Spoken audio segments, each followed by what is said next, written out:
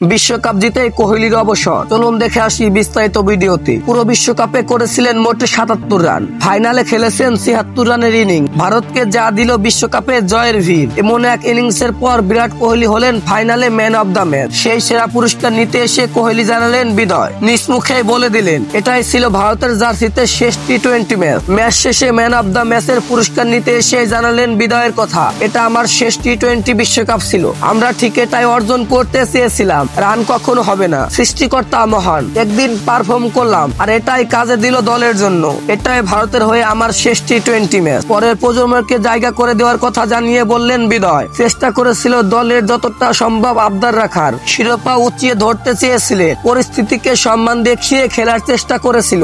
এখন পরের প্রজন্মকে দায়িত্ব দিতে হবে। দারুণ কিছু খেলোয়াড় আছে যারা দলকে এগিয়ে নিতে পারবে। হর্ষা ভোগলকে আরো একবার প্রশ্ন করলেন। কোহলি আবারও নিশ্চিত করলেন এবারেই শেষ। এটা ভারতীয় দলের হয়ে শেষ টি-20 ম্যাচ। আমরা বিশ্বকাপ জিততে চেয়েছিলাম, জোর করে কখনো পরিস্থিতি তৈরি করতে চেয়েছিলাম না। জোর করে কোনো পরিস্থিতি তৈরি করার থেকেও পরিস্থিতির সঙ্গে মানিয়ে নেওয়া উচিত। সবাই তা জানতো, সবাই জানতো এরপরও কি হতে চলেছে। এটাই সময় নতুন প্রজন্মের হাতে দায়িত্ব তুলে দেওয়ার। অসাধারণ সব ক্রিকেটার রয়েছে দলে, ওরাই দলকে কঠিন পথে এগিয়ে নিয়ে যাবে এবং দলকে আরো উঁচুতে তুলবে। দীর্ঘ অপেক্ষার পর বিশ্বকাপ জিতেছে। 2011 সালে বিশ্বকাপ জেতা দলের সঙ্গে ছিলেন। ভারতের মতে এক যুগের বেশি অপেক্ষা করেছেন তিনি।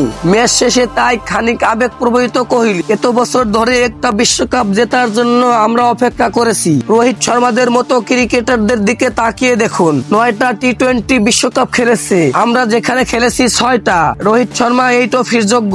এই মুহূর্তে আবেগ ধরে রাখা আমার জন্য কঠিন। একই বললেন বিরাট কোহলি।